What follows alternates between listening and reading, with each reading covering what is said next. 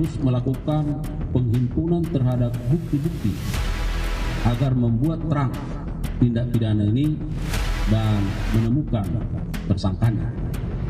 Untuk itu kami persilakan kepada Pak Direktur Penyidikan. Sebagai garda terdepan ya yang akan menjawab dan memberikan keterangan dan informasi yang sebaik-baiknya, seterang-terangnya kepada masyarakat dengan prinsip-prinsip keterbukaan dan kejujuran.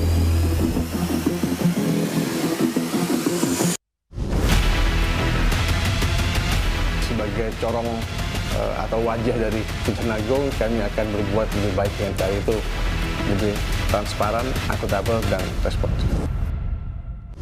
Salam Adiaksa. Kinerja yang baik harus pula diiringi dengan publikasi dan pemberitaan yang masif. Inilah yang menjadi tugas Pusat Penerangan Hukum Kejaksaan Republik Indonesia sebagaimana arahan Jaksa Agung ST Burhanuddin. Menjadi etalase institusi untuk memberikan informasi kinerja kejaksaan, Puspenkum bertugas meningkatkan public trust demi menjaga marwah institusi Kejaksaan Republik Indonesia. Lalu, bagaimana Pusat Penerangan Hukum Kejaksaan Republik Indonesia mengawal arahan Jaksa Agung tersebut?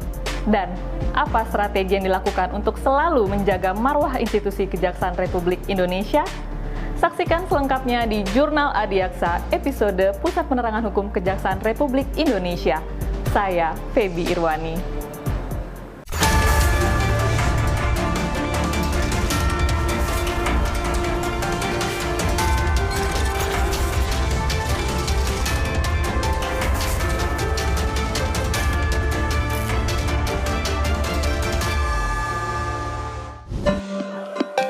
Maksud dan tujuan kegiatan workshop ini adalah peningkatan peran Humas Kejaksaan RI dalam eksistensi pemberitaan citra positif dan menjaga marwah institusi Kejaksaan Republik Indonesia.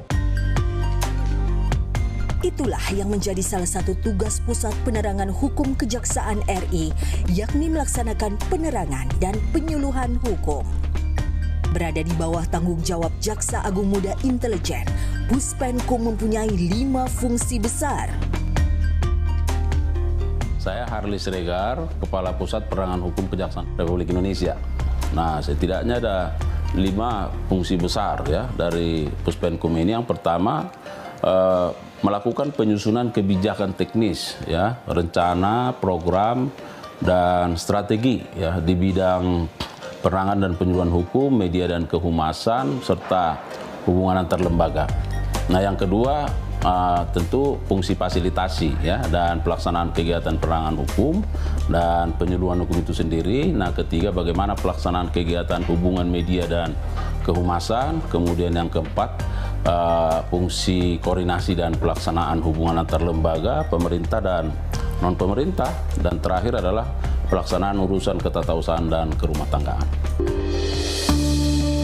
Pusat Penerangan Hukum sendiri sebagai garda terdepan Kejaksaan RI untuk menjawab dan menyampaikan informasi secara transparan, profesional, dan akuntabel kepada masyarakat.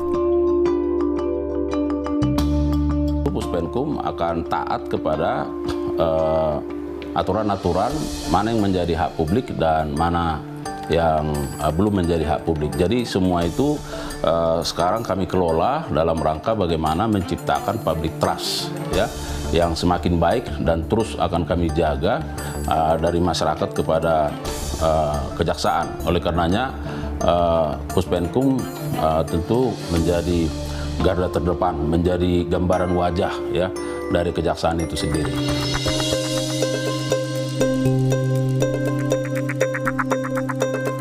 Nama saya Muhammad Irwan Datuhiding, jabatan saya adalah sebagai Kabid Hubungan Media dan Kehumasan Puspenkum Kejaksaan Agung Indonesia. Intinya satu, transparan, responsif, dan akuntabilitas. Jadi kita ini harus transparan. Kadang-kadang kita ada berita yang kurang baik di daerah. Kita tidak boleh menyembunyikan, tapi kita harus memitigasi bagaimana berita tersebut dapat kita jawab dengan fakta yang benar. Gitu. Kita nggak boleh menyembunyikan ada berita tidak bagus, nggak boleh. Itu harus kita jawab. Kita jawab dengan apa? Dengan pemberitaan-pemberitaan yang bagus, yang positif. di dalam menjalin hubungan kerjasama dengan media, baik media elektronik, media massa maupun media online, memang itu mempunyai karakteristik yang berbeda-beda. Jadi kami di sini tugasnya Puspenkum adalah untuk menyatukan perbedaan tersebut. Kami aktif melakukan media gathering setiap bulannya. Kami mengundang para jurnalis, kemudian para pimpinan media, kemudian dengan editor. Jadi kita membicarakan mengenai gimana cara membangun ekosistem publikasi yang lebih transparan ke depan.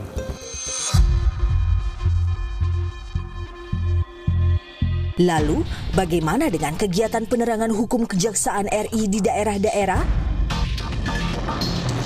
Puspenkum ke daerah secara tegas sudah dinyatakan bahwa daerah-daerah harus juga memberitakan berita-berita positif, minimal 1 berita setiap hari. Kemudian kita bangun kapasitasnya, ya, para kasih-kasih Penkum yang ada di daerah, kita bangun kapasitasnya melalui workshop, pembimbingan terhadap mereka supaya mereka juga dekat ya dengan media, dekat dengan publikasi, dekat dengan komunikasi, supaya ya target goalnya adalah tidak ada miss, ya, bahwa apa yang kita sampaikan, apa yang diharapkan masyarakat, ya informasi itu tersampaikan dengan baik dan sejujurnya. Keniscayaan perkembangan digitalisasi akhirnya menjadi tantangan Puspenkum Kejaksaan RI dalam upaya menyampaikan informasi. Kami di sub bidang saya, bidang media dan kehumasan itu ada kasubitnya masing-masing. Ada kasubit media dan kasubit kehumasan. Jadi mereka bertugas untuk melihat semua pemberitaan tentang kejaksaan. Contoh kayak berita yang paling ini masalah penggebrakan hasil judi online. Mungkin Mbak pernah lihat hasil kerja dari Pitsus, kemudian masuk ke media, seolah-olah hasil tersebut adalah hasil dari penggebrakan dari hasil judol, ya kan? Itu kan sudah kemana-mana itu. Sebagai garda terdepan dalam menjaga eksistensi pemberitaan citra positif, Puspenkum terus berpegang teguh pada penegakan hukum yang profesional, akuntabel, dan humanis. Lalu bagaimana Pusat Penerangan Hukum Kejaksaan Republik Indonesia menghadapi tantangan tersebut? Saksikan lanjutannya sesaat lagi.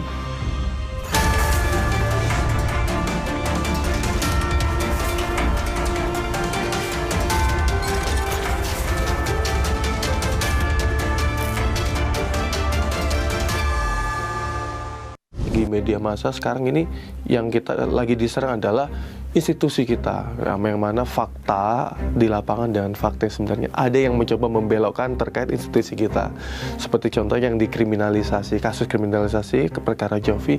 Nah ini sekarang kita lagi berbenah terkait meluruskan kronologi dari kasus ini. Ketika kita sudah memberikan informasi yang secara faktual, ya, secara lengkap, namun perspektif dari pihak-pihak yang tidak menginginkan kinerja kejaksaan itu juga menjadi sebuah evaluasi buat kita. Kenali hukum, jauhi hukuman. Inilah instrumen informasi Pusat Penerangan Hukum Kejaksaan Republik Indonesia yang senantiasa memberikan penyuluhan dan penerangan hukum ke seluruh wilayah kejaksaan di Indonesia. Namun, pemberitaan negatif yang begitu cepat tersebar di era digitalisasi ini akan selalu menjadi tantangan yang dihadapi Pusat Penerangan Hukum Kejaksaan Republik Indonesia. Lalu bagaimana Puspenkum menghadapi tantangan ini?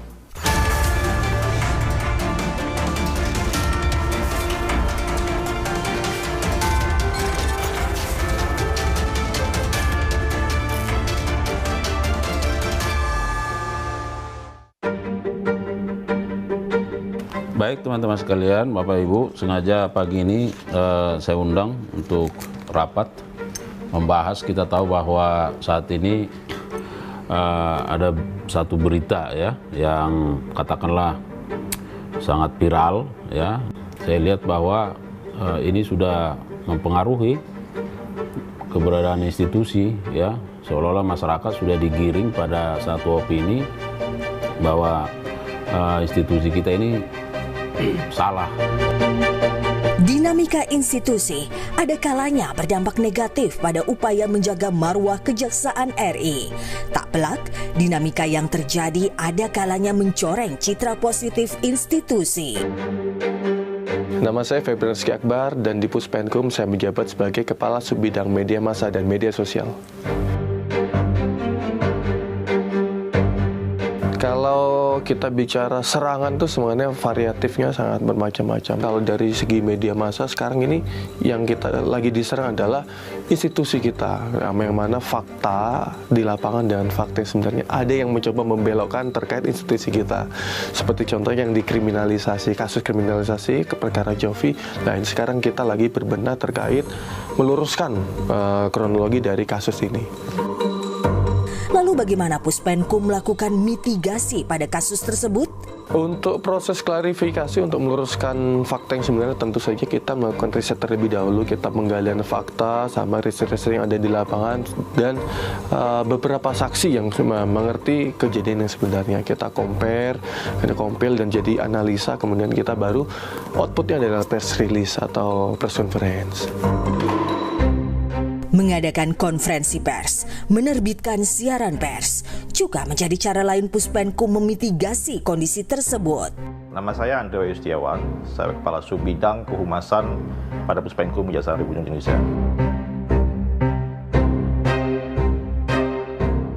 Tentu saja, kita kan juga punya tim untuk memantau setiap pemberitaan-pemberitaan negatif yang setiap hari kita membuat clipping digital. Di situ kita melakukan mitigasi informasi-informasi yang mesti harus kita rilis yang ada, ataupun misalnya bisa menggunakan konten-konten yang ada di bidang media, begitu.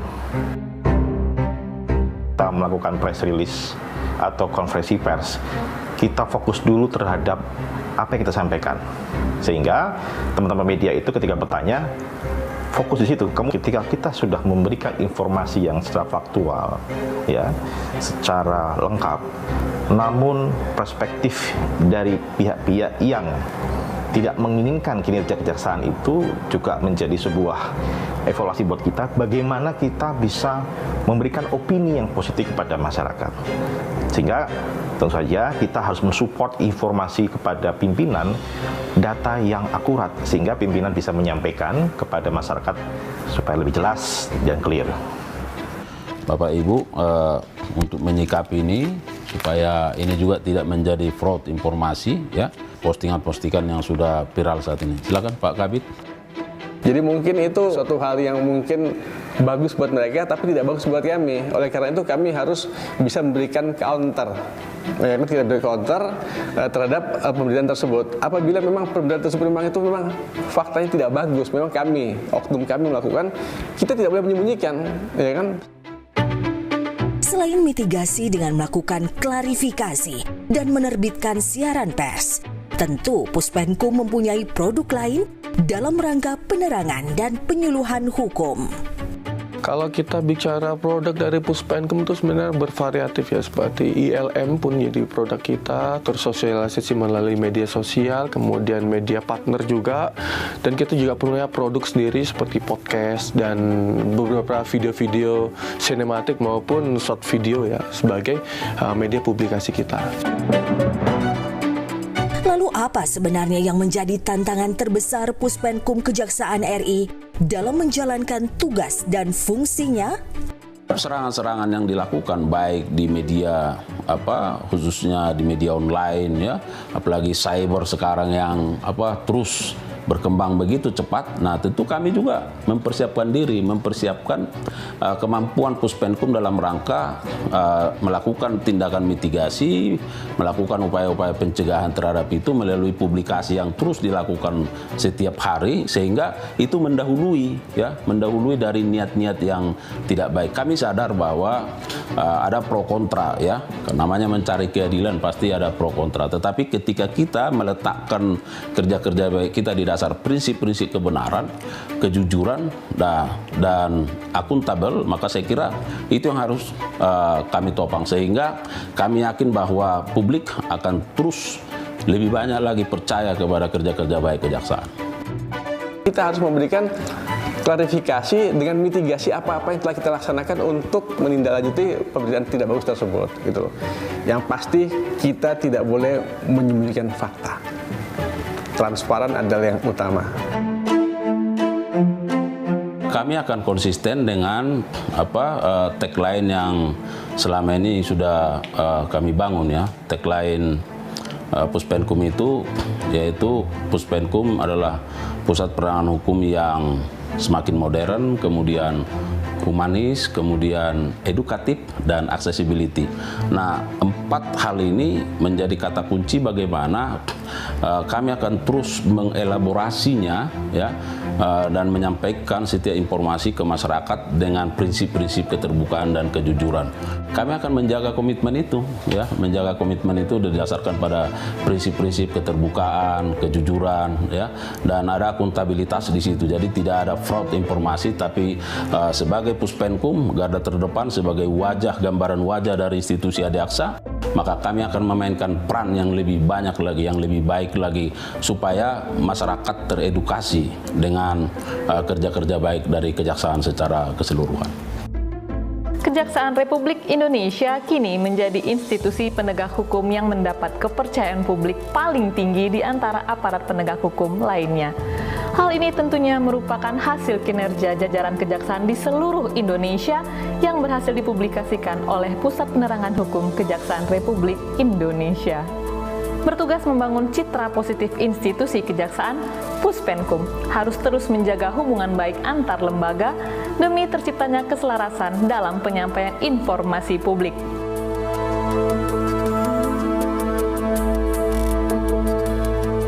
Kejaksaan Republik Indonesia tidak hanya bergerak berdasarkan keadilan semata, namun hati nurani juga menjadi kekuatan dalam mencari penyelesaian. Saksikan program Jurnal Adiaksa dalam episode berikutnya dengan topik yang berbeda di Kompas TV. Saya, Harley Sregar, Kepala Pusat Penerangan Hukum Kejaksaan Republik Indonesia, pamit undur diri.